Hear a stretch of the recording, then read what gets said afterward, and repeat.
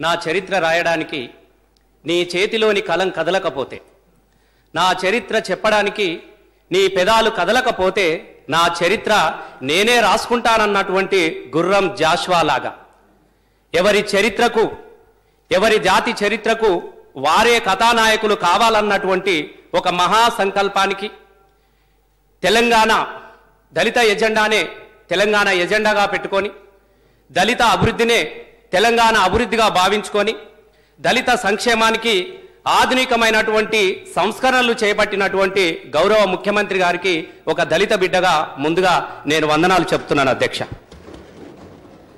ఎందుకంటే అధ్యక్ష, దళితుడు అన్నం లేకుండా కూడా బతకగలడు, కానీ ఆత్మగౌరవం లేకుండా బతకలేడన్నటువంటి ఒక సత్యాన్ని ఈ నిండు సభలో నేను చెప్పదలుచుకున్నాను అధ్యక్ష. ఎందుకంటే అధ్యక్ష, ఈ దేశానికి వ్యవసాయాన్ని పరిచయం చేసింది ఒక దళితుడు. ఈ దేశానికి తొండెం బొక్కెన కనిపెట్టి వ్యవసాయాన్ని పరిచయం చేసినటువంటి శాస్త్రవేత్త ఒక దళితుడు. నీటి నిల్వ తెలియజేసినటువంటి నీరడి ఒక దళితుడు. ప్రపంచానికి సంగీతాన్ని పరిచయం చేసి తన డప్పుతో పరిచయం చేసినటువంటి ఒక మహా సంగీత విద్వాంసుడు దళితుడు. కాబట్టి అధ్యక్ష, ఆది జాంబవంతుని కాలం నుంచి నేటి ఆధునికమైనటువంటి సమాజం వరకును కూడా అనేక సంవత్సరాలుగా నా చిన్నతనం నుంచి కూడా అసెంబ్లీలో అనేక సందర్భాలలో నేను చర్చల్లో విన్నాను అధ్యక్ష. అసెంబ్లీలో చర్చలు పెట్టుకోవడము, 5 సంవత్సరాలకు ఒకసారి ఎన్నికలకు రావడము, ఓట్లు వేసుకోవడము, మళ్ళా ఎన్నికలు వచ్చే సమయానికి దళితుల పేరు చెప్పుకొని ఓట్లాడుకున్న వాళ్ళు ఉన్నారు. దళితులను ఓట్లు వేసే కూలీలుగా భావించుకున్నటువంటి పార్టీలను కూడా నేను చూసినాను అధ్యక్ష. ఇవాళ ఒక్కొక్కటి మాట్లాడుకున్నటువంటి సందర్భం చూస్తూ ఉంటే నాకు ఆశ్చర్యం వేసింది అధ్యక్ష. ఒక మహా మేధావి ఇక్కడ గతంలోనూ ఉపసభాపతిగా మీ స్థానంలో ఉన్నటువంటి పనిచేసినటువంటి మా అన్న ఒక సందర్భం గుర్తొచ్చింది. నాకు కూడా ఆశ్చర్యం వేసింది, బాధ కలిగింది. భారతదేశ స్వతంత్రాన్ని తీసుకొచ్చి పెట్టినటువంటి మహాత్మా గాంధీ గురించి డర్బన్లో జరిగినటువంటి ఒక అవమానకరమైనటువంటి సంఘటనను గుర్తు చేసుకోవడం అనేది అది భావ్యమే. ఎందుకనంటే ఇందాకనే చెప్పినట్టుగా ఆత్మాభిమానం ఎక్కువ ఉంటుంది అన్నటువంటి ఒక భావన కలిగినటువంటి సందర్భంలో వారు గుర్తు చేశారు. కానీ ఈ దేశానికి భారత రాజ్యాంగాన్ని రాసినటువంటి బాబాసాహెబ్ అంబేద్కర్ను కూడా తొలి ఎన్నికల్లో ఓడించినటువంటి పార్టీ కూడా ఒక్కసారి ఆత్మ పరిశీలన చేసుకోవాల్సినటువంటి అవసరం కూడా ఇక్కడ ఉన్నదన్నటువంటి ఒక భావన మీ ద్వారా నేను గుర్తు చేసుకుంటున్నాను అధ్యక్ష. ఎందుకనంటే వారైనా నేనెవరైనా దళితులు ఎవరైనా పర్వాలేదు, దళితులు అభివృద్ధికి రావాలని కోరుకుంటున్నాం. దళితులందరూ కూడా అన్ని రంగాలలో కూడా ముందుండాలని అందరము కోరుకుంటున్నాం అధ్యక్ష. ఇది పార్టీలతో నిమిత్తం లేనటువంటి అంశము అధ్యక్ష. ఇవాళ అధ్యక్ష ఒక్కటి గుర్తు చేసుకుంటున్నాం అధ్యక్ష. ఈ దేశానికి స్వతంత్రం వచ్చి ఇన్ని సంవత్సరాలు అయింది అధ్యక్ష. ఇన్ని సంవత్సరాలుగా కూడా దళితవాడలు ఎక్కడున్నాయని అంటే చాలు అధ్యక్ష, కళ్ళు మూసుకొని చక్కగా పోతూ ఉంటే ఎక్కడైతే నీ కాళ్ళ కింద బురద మట్టి అంటుతుందో, ఎక్కడైతే నీ వాడలో కుక్కలు కొట్లాడుతుంటాయో ఎంగిలి మెతుకుల కోసం, ఎక్కడైతే నీ పిల్లలు అనారోగ్యంగా కనబడతా ఉంటారో, ఎక్కడైతే దుర్భంజమైన ఒకటి దుర్వాసన వస్తుందో గదే నీ వాడలు దళిత వాడలు అన్నటువంటి చెప్పినటువంటి సందర్భానికి ఎన్ని సంవత్సరాలుగా మనము చూస్తున్నాం అధ్యక్ష. ఇక జరగాల్సింది దళిత వాడలు ఎక్కడున్నాయనంటే ఎక్కడైతే 5 వేళ్లు పెట్టి అదిగో అక్కడ దళిత వాడలు అభివృద్ధి చెందినాయమని చూపించే దేశకు తీసుకుపోవాలన్నటువంటి ఒక మహా సంకల్పానికి శ్రీకారం చుట్టింది తెలంగాణ రాష్ట్ర ప్రభుత్వం అధ్యక్ష. ఎందుకంటే దళితుడు రాజకీయంగా, సామాజికంగా, ఆర్థికంగా, సాంస్కృతిక పరంగా ఎదిగినప్పుడు మాత్రమే ఆత్మగౌరవం సాధ్యమవుతుందని భావించుకున్నటువంటి ముఖ్యమంత్రి గారు కేసీఆర్ గారు కొన్ని నూతన భావాలకు శ్రీకారం చుట్టినటువంటి సందర్భం నాకు గుర్తొస్తుంది అధ్యక్ష. ఆత్మగౌరవం అంటే ఎక్కడుంటుంది అధ్యక్ష? ఏ పొలాలనైతే కూలీలుగా పనిచేసినారో, ఏ తల్లి అయితే బురద మట్టిలో దిగి బురద పిసికి నాట్లు వేసి కలుపులు తీసి కోతలు కోసి మోపులు కట్టి కళ్ళ ముడిచిందో కళ్ళ ముడిచినటువంటి భూమిలో యజమానిగా రాలిగా నిలబడ్డప్పుడు మాత్రమే దళితులకు ఆత్మ గౌరవం జరుగుతుంది అన్నటువంటి ఒక వాస్తవాన్ని ఇవాళ మనం అందరం ఇక్కడ గుర్తు చేసుకోవాలి అధ్యక్ష. నా తండ్రి గుర్తొస్తున్నాడు అధ్యక్ష నాకు ఇక్కడ. పావుల పైస కోసం డప్పు సంకనేసుకొని కాలికి గజ్జలు కట్టుకొని నువ్వు పావుల పైసలు కింద పడేస్తే డప్పు కొట్టుకుంటా నొసలుకు బొబ్బలు కడితే పావుల పైసలను నొసటితోని అద్దుకొని భూతల్లిని భూమిని ముద్దాడినటువంటి నా తండ్రి ఇవాళ ఆ భూమికి యజమాని అయింది కదా అధ్యక్ష. ఆత్మగౌరవం ఎక్కడుంటది అధ్యక్ష? ఏ పొలాలైతే నాగలి దున్నిండో, ఏ పొలాలైతే ఒడ్డు చెక్కిండో, ఏ పొలాలనైతే కోసిండో, ఏ పొలాలనైతే కుప్పలు కొట్టిండో, ఏ పొలాలనైతే పంట పండించినటువంటి పట్టను బండికెత్తిండో, ఆ బండికి యజమాని, ఆ పంట పండినటువంటి భూమికి యజమాని చేయాలన్నటువంటి ఒక గొప్ప సంకల్పంతోనే తెలంగాణ రాష్ట్ర ఆత్మ గౌరవం నిలబడుతుందని చెప్పేసి ఇలా భూ పంపిణీకి శ్రీకారం చుట్టుకున్నాం అధ్యక్ష. మనం ఇవల్ల భూమి ఉంటే చాలా అధ్యక్ష, కన్నతల్లి ఎదురుగా ఉన్నట్టు. నాలాంటి దళిత బిడ్డలకు ఇవల్ల ఒక సందర్భం గుర్తొస్తా ఉన్నది. ఒక దళిత బిడ్డగా, ఒక ఎమ్మెల్యేగా, ఒక దళిత ఎమ్మెల్యేగా నా నియోజకవర్గంలోనే చాలా చెప్పిర్రు, లెక్కలు చెప్పుకున్నారు. నేను లెక్కల దిక్కు పోను అధ్యక్ష. నా కళ్ళ ముంగట లెక్కలు కనబడతలేవు. నేను పంపినటువంటి భూ పంపిణీ ద్వారా దళితులకు 3 ఎకరాలు చేసినటువంటి భూమి మాత్రమే నా కళ్ళల్లో మెదులుతా ఉన్నది. ఆ భూమి ద్వారా సంతోషంగా బతుకుతున్నటువంటి నా తల్లి ముఖం మాత్రమే నాకు ఇవాళ కనబడతా ఉన్నది. పైసలతోని లెక్కలు పెట్టలే. ఏ ముఖ్యమంత్రి గారు ఒకరే చెప్పిరు, ఏ భూమి అయితే సారవంతమైతదో, ఏ భూమి ద్వారానైతే దళితుల బతుకులు బాగుపడతాయో ఆ భూములకు వెలకట్టకండి, ఎన్ని డబ్బులైనా పర్వాలేదు, దళితులకు కొనివ్వమని చెప్పినటువంటి ముఖ్యమంత్రి కేసీఆర్ గారు అధ్యక్ష. ఇక్కడ నా వాళ్ళు ఉన్నారు, మా సర్పంచులు అందరూ వచ్చి మీద కూర్చున్నారు, మా ఎంపీపీలు ఉన్నారు. వాళ్ళందరూ వాళ్ళ సాక్షిగా ఇక్కడ కూడా నిజాన్ని చెప్పదలుచుకున్నాను అధ్యక్ష. నేను మా ఇల్లంతకుంట మండలం ఒక మండలంలోనే 520 ఎకరాల భూ పంపిణీ చేసినటువంటి ఒక ఎమ్మెల్యేగా సగర్వంగా ఇలా ఈ నిండు సభలో ఒక వాస్తవాన్ని మీ ముందు పెట్టినాను అధ్యక్ష. భూములంటే ఎట్లాంటి భూములు అధ్యక్ష? చాలా మంది చెప్పిర్రు, లెక్కలు తీసిరు, మేము పంచినాం అని చెప్పిరు. ఎస్, భూ సంస్కరణలు చాలా మంది చెప్పుకున్నారు. కానీ భూ సంస్కరణలు అంటే ఎలా ఉండాలి అధ్యక్ష? మా ఊరు రావురుకుల, మా ఊళ్ళో కూడా భూ పంపిణీ జరిగింది. ఇప్పటికి కూడా మాకు 1/2 ఎకరం ఉన్నది అధ్యక్ష. ఎప్పుడంటే చిన్నప్పుడు ఇందిరమ్మ ఉన్నప్పుడు, అంతకన్నా ముందు వెనక నుంచి మాకు కూడా ఒక 1/2 ఎకరం అధ్యక్ష, 1/2 ఎకరం మాకు ఇచ్చిరు అధ్యక్ష. ఇప్పటి కూడా ఏనెలు, ముళ్ళు, కంపలు, బల్లిపాతర్లు, బల్లిగుడ్లు ఇప్పటికీ చెప్తున్నాం అధ్యక్ష. మా అయ్య చేసి మాకు ఇచ్చినటువంటి గుడ్డాల జాగలలో రాళ్ళు ఏరి దానికి సగమంతో అంతా మళ్ళీ అప్పు చేసుకుని సపరేట్గా బొంబాయి పోయింది అధ్యక్ష. ఇప్పటి వరకు కూడా మేము రాయిని తీసిన సందర్భం చూడలేదు మేము అధ్యక్ష. ఇది నా ఒక్కని ఆవేదన కాదు అధ్యక్ష. మీరు ఏ పల్లెని కదిలించినా, ఏ ఊరిని కదిలించినా ఇప్పటి వరకు జరిగినటువంటి భూ పంపిణీ ఎట్లా ఉన్నది, తెలంగాణ రాష్ట్రం ఏర్పడిన తర్వాత పంచినటువంటి భూ పంపిణీ ఊరికే ఇవ్వలేదు అధ్యక్ష. భూ పంపిణీ చేసి బాజాప్తా దానిలో బోరు వేసి దానిలో ఏ విత్తనాల ద్వారానైతే ఎక్కువగా రాబడి వచ్చేటువంటి అవకాశం ఉన్నదో ఆ విత్తనాలను కూడా ప్రభుత్వమే ఇచ్చి, దానికి పెట్టుబడి కూడా నా ప్రభుత్వమే ఇచ్చి, దానికి కావలసినటువంటి అన్నింటిని కూడా ప్రభుత్వమే ఏర్పాటు చేసి 1 సంవత్సరం వరకు కూడా వారి బాధ్యతను కూడా ప్రభుత్వం పంచి ఇలా భూ పంపిణీ చేసినాం కదా అధ్యక్ష. ఊరికే దాంతో వదిలేదు అధ్యక్ష.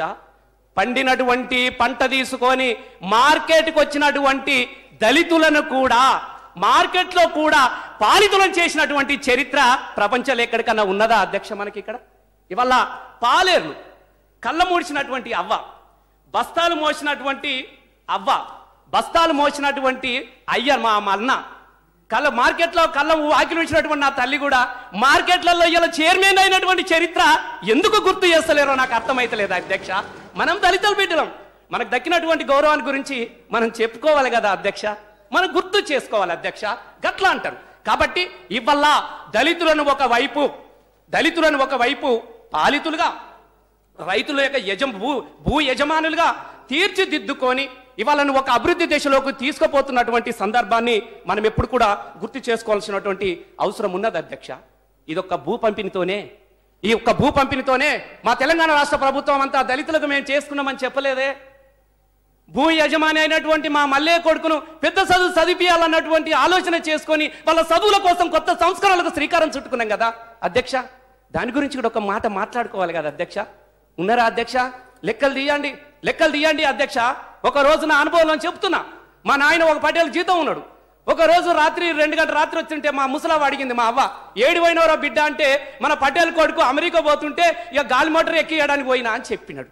రాత్రిపూట పటేల్ కొడుకును గాలి మోటార్ ఎక్కించి ఆయన కొడుకుతో చదువుకున్నటువంటి నా అన్నను బొంబాయి బస్ ఎక్కేసి దుఃఖపడ్డటువంటి రోజును చూసిన అనుభవించిన అధ్యక్ష నేను ఇలా వాళ్ళ యాస్ మల్లే పటేల్ కొడుకు ఏ యూనివర్సిటీలో చదువుతున్నాడో మా మల్లయ్య పాలేరు మల్లయ్య కొడుకు కూడా గదే యూనివర్సిటీలో చదువుకున్నటువంటి గొప్ప అవకాశాన్ని కల్పించినటువంటి చరిత్ర గురించి ఇలా మనం మాట్లాడుకోవాల్సిన అవసరం ఉన్నది. ఎక్కడంటే ఎక్కడ America, London, Germany, Australia, New Zealand ఎక్కడ ప్రపంచంలో అత్యంత ఆధునికమైనటువంటి విద్య ఉన్నదో దళిత బిడ్డలు అక్కడికి చదువుకోవాలన్నటువంటి ఒక సంకల్పానికి ఇలా శ్రీకారం చుట్టుకున్నాం, మొదలు పెట్టుకున్నాం. ఇలా అనేక మంది విద్యార్థులు అక్కడికి వెళ్ళి చదువుకుంటున్నటువంటి సందర్భాన్ని మనం గుర్తు చేసుకోవాలి కదా అధ్యక్ష. చదువుకుంటున్నారు, ఒక స్ఫూర్తిగా నిలబడగలుగుతున్నారు. ఇలా దళిత బిడ్డలకు ఒక భరోసా దొరికింది. మధ్యలోనే చదువు అయిపోయి నేను ఇంజనీరింగ్కి చదివిపోయి నా బతుకు గింతేనా, మళ్ళీ మా ఊరికి పోయి నేను ఏం చేసుకోవాలని ఆలోచన చేస్తున్నటువంటి దళిత బిడ్డలకు మీ స్థానం ఇక్కడ కాదు, మీ స్థానం బాబాసాహెబ్ అంబేద్కర్ ఏ విదేశాల చదువు చదివినాడో మీరు కూడా అక్కడికి వెళ్ళి చదివించే విధంగా మేమున్నామంటూ బాబాసాహెబ్ అంబేద్కర్ చెప్పిండు. దళితుల అభివృద్ధి జరగాలంటే విద్య అభివృద్ధి జరగాలని చెప్పినటువంటి బాబాసాహెబ్ అంబేద్కర్ ఆలోచన విధానాన్ని ఇవాళ హైదరాబాద్ నడిబొడ్డున ఆకాశమంతా ఎత్తు ఆయన ఆలోచనలు నిలబెట్టుకొని ఆయన ఆలోచన భావవ్యాప్తిని ఇవాళ ప్రజలకు అందిస్తున్నటువంటి చరిత్ర ఈ తెలంగాణ రాష్ట్రంది కదా అధ్యక్ష. ఇవాళ ఒక్కొక్కటి చెప్పుకుంటా పోతే ఇంకా చాలా విషయాలు మనం మాట్లాడుకోవాల్సినటువంటి అవసరం ఉన్నది అధ్యక్ష. ఒక విదేశాలకు వెళ్ళే విద్యార్థులతోనే కాదు కదా అధ్యక్ష, నాకు గమ్మత్ అనిపిస్తా ఉన్నది అధ్యక్ష. ఒక్క రోజన్న అవతల వైపు నుంచి ఒక నిజమైన మాటను కొత్తగా ఎమ్మెల్యేగా వచ్చినప్పుడు నేను వినలేనా? ఈ అబద్ధాల మీద ఎన్ని రోజులు నేను వినుకుంటా ఉండాలనుకున్నాను అధ్యక్ష. ఒక్క నిజాన్ని ఒప్పుకోవాలి అధ్యక్ష. మేమంతా హాస్టల్లో చదువుకున్నాం. ఇక్కడ మా ఈటల రాజేంద్రన్ హాస్టల్లో చదువుకున్నాడు, మా జోగురామన్ హాస్టల్లో చదువుకున్నాడు. ఇక్కడ ఉన్నటువంటి నాలాంటి దళిత బిడ్డలందరూ కూడా ఎస్సీ హాస్టళ్ళు అంటే, ఎస్టీ హాస్టల్ అంటే అంటరాని హాస్టల్గా పరిగణించబడి చదువుకున్నటువంటి జీవితాన్ని అనుభవించిన అధ్యక్ష. హాస్టల్కి వెళ్ళినప్పుడు సాంబార్, కిచిడి అధ్యక్ష, కిచిడి పచ్చి పులుసు అధ్యక్ష. మేము తిన్న తిండి పెదవాళ్ళు పుచ్చిపోతే, ఆ అన్నం తిని దొడ్డి బియ్యం తిని పురుగులన్నం తిని పెదాలు పుచ్చిపోతే, చేతులకు గోకుడైతే ఇంటికి వెళ్ళి మళ్ళీ నేను హాస్టల్కు పోనన్నప్పుడు నువ్వు హాస్టల్కు పోకుంటే నీ చదువు లేదని చెప్పేసి మా అయ్య నన్ను తీసుకుపోయి 3 సంవత్సరాలు జీతం ఉంచినటువంటి జీవితాన్ని నేను గుర్తు చేసుకుంటాను అధ్యక్ష. అక్కడ పోతే బతకలేం, ఇక్కడ పోతే చదువుకోలేం.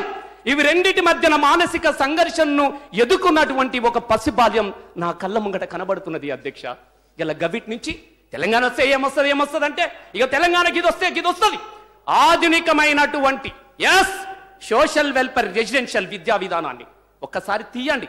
ఇక్కడ మా ప్రవీణ్ గారు ఉన్నారు, ఆర్ఎస్ ప్రవీణ్ గారు ఇక్కడే ఉన్నారు. ఇవాళ సోషల్ వెల్ఫేర్ రెసిడెన్షియల్ పాఠశాలల పర్యవేక్షణ అనేది కేసీఆర్ గారు తన సొంత పిల్లల మీద అయితే ఎంత శ్రద్ధ పెట్టాడో అంతకన్నా ఎక్కువ శ్రద్ధతో ఇలా దళిత పిల్లల హాస్టల్ మీద శ్రద్ధ పెట్టి చదివించుకున్నటువంటి సందర్భాన్ని ఇవాళ మనం ఎట్లా మర్చిపోతాం అధ్యక్ష. అవకాశమే వస్తే ఇలా ఎంబీబీఎస్ ఇవాళ ప్రపంచంలో ఉన్నటువంటి అనేకమైనటువంటి యూనివర్సిటీలలో ఎంత ఆనందం వేస్తుందంటే అధ్యక్ష, మా ఎరుకుల పొల్లగాళ్ళు, మా గోండి పిల్లలు, మా లంబడోళ్ళ పిల్లగాళ్ళు, ప్రపంచంలో ఉన్నటువంటి అరేకు గిరిజన పిల్లలు, మా హరిజన పిల్లలు ఇలా వారికి విమానం ఎక్కనోడు అధ్యక్ష, బ్యాగ్ వేసుకొని పుస్తకాలు పట్టుకొని పట్ట ఎక్కి ఇలా ప్రపంచంలో ఉన్నటువంటి యూనివర్సిటీలో చదువుకుంటా ఉంటే నిజంగా నాకు ఎంత ఆనందం వేసిందంటే అధ్యక్ష. ఇలా గది మనం సాధించుకుంటున్నాం అధ్యక్ష. మనం ఇలా గది సాధించుకున్నాం. హాస్టల్ల పిల్లగాళ్ళకు చూసిరు కదా అధ్యక్ష ఎంత అద్భుతాన్ని ఆవిష్కరించినామో. అవకాశమే వస్తే ఆకాశమంత ఎత్తైనటువంటి ఎవరెస్ట్ శిఖరాన్ని కళ్ళ ముందు తొక్కిపెట్టినటువంటి చరిత్ర ఇవాళ నా దళిత పిల్లలకు ఉన్నది అధ్యక్ష. గసొంటి పిల్లలను ఆదుకోవాలి, ఆ పిల్లలను ప్రోత్సహించాలి. మరింత మంది దళిత పిల్లలకు ఒక స్ఫూర్తిగా నిలబడాలన్నటువంటి ఆలోచన చేసి అధ్యక్ష ఎవరన్నా దళిత పోరగాళ్ళు వస్తే చాక్లెటో పెన్నో ఇచ్చి గట్టిగా అలుముకొని పేపర్లో ఫోటోలు వేసుకున్నలే నేను చూసిన అధ్యక్ష. ఎందుకంటే నేను పాటలు వాడినప్పుడు కూడా మంచిగా వాడినామని చెప్పేసి నన్ను అలుకున్నారు. ఇక అభినందిస్తున్నటువంటి ఇక నేను పేరు ఇక అభినందిస్తున్నటువంటి నాయకులు ఇక పేర్లారి ఫంట్ ఫోజం. కానీ ఎవరు?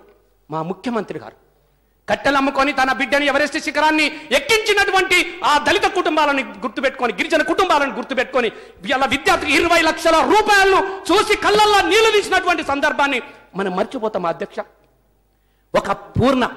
ఒక ఆనంద తల్లిదండ్రులు 20 లక్షల రూపాయలు చూసినప్పుడు మా కళ్ళల్లో ఒక బాబాసాహెబ్ అంబేద్కర్ కనబడుతున్నటువంటి చెప్పినటువంటి ఇలా 5 ఎకరాల భూమి 25 లక్షల రూపాయలను కళ్ళారా చూసి మా కళ్ళల్లో కనబడుతున్నవి 25 లక్షల రూపాయలు కాదు సారు, మాకు బాబాసాహెబ్ అంబేద్కర్ కనబడుతుందని కన్నీళ్లు తీసినటువంటి సందర్భాన్ని ఇవాళ ఈ నిండు సభ సాక్షిగా మనం ఒక్కసారి గుర్తు చేసుకోవాల్సినటువంటి అవసరం ఉన్నది అధ్యక్ష.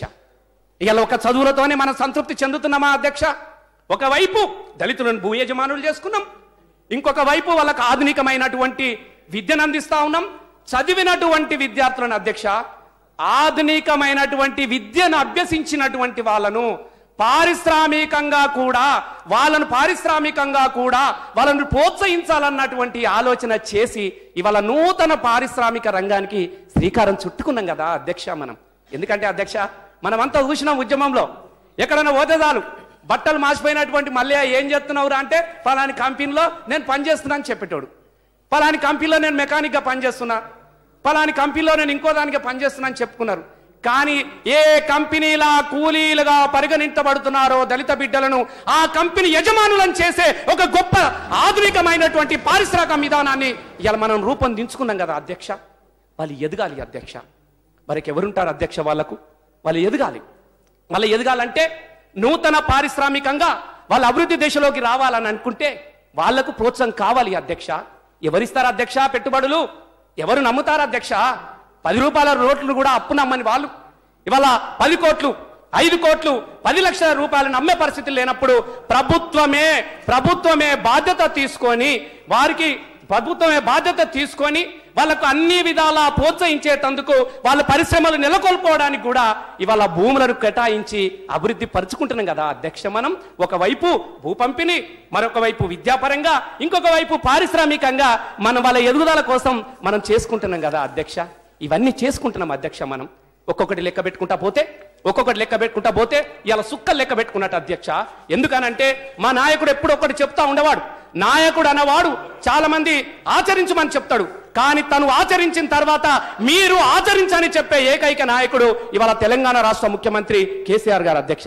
నేను ఎందుకు ఈ విషయాన్ని మీకు గుర్తు చేస్తున్నా అధ్యక్ష, ఒక్కసారి 25 సంవత్సరాల క్రితమే మా సార్ తన పేరు చెప్పుకోవడానికి ఇష్టపడాడు, కానీ చేసిన దానికి కృతజ్ఞత చెప్పుకోకుంటే నాకు ఇష్టం ఉండదు. కాబట్టి ఒక విషయాన్ని మీకు గుర్తు చేస్తున్నా అధ్యక్ష, 25 సంవత్సరాల 30 సంవత్సరాల క్రితమే ఇక్కడ మా హరీష్ అన్న ఉన్నాడు, ఇలా సారు నియోజకవర్గాన్ని ఇవాళ హరీష్ అన్న మంత్రి గారు ఉన్నారు. 25 సంవత్సరాల క్రితం ఒక దళిత చైతన్య జ్యోతి ద్వారా తన భూ పంపిణీ చేసి ఇవాళ ఆ కోరికను తెలంగాణ వచ్చిన దాకా అమలు చేస్తున్నటువంటి నేత మన ముఖ్యమంత్రి కేసీఆర్ గారు అధ్యక్ష. ఒక ఆరాటానికి ఊరికే వచ్చింది కాదు అధ్యక్ష.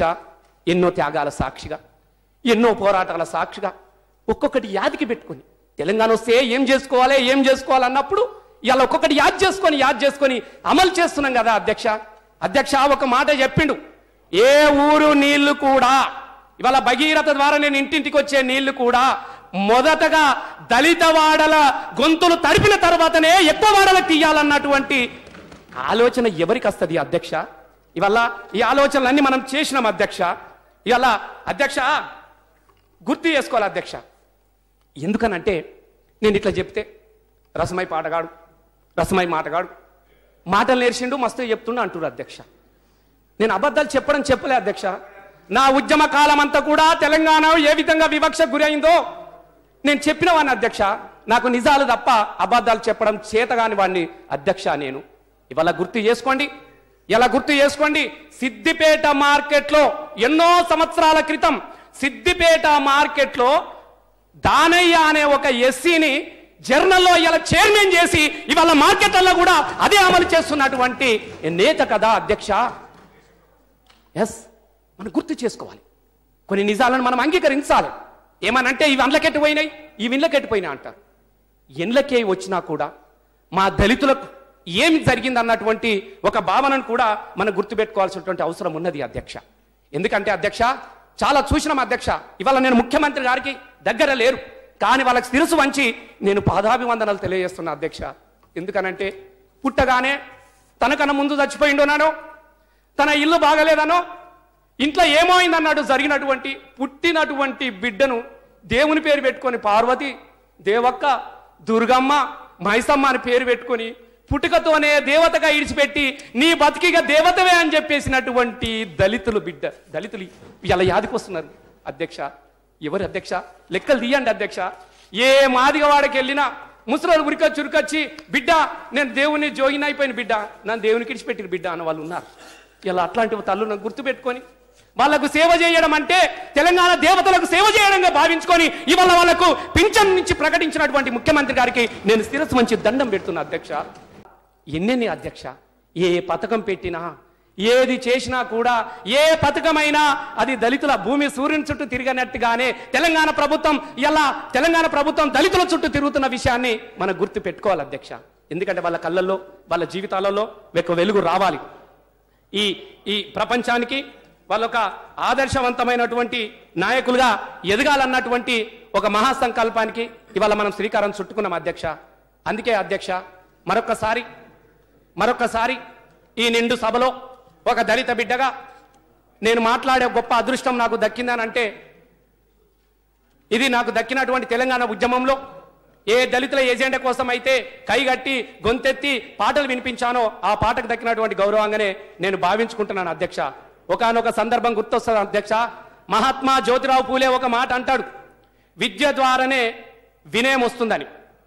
బాబాసాహెబ్ అంబేద్కర్ చెప్తాడు, విద్య ద్వారానే అభివృద్ధి జరుగుతుందని.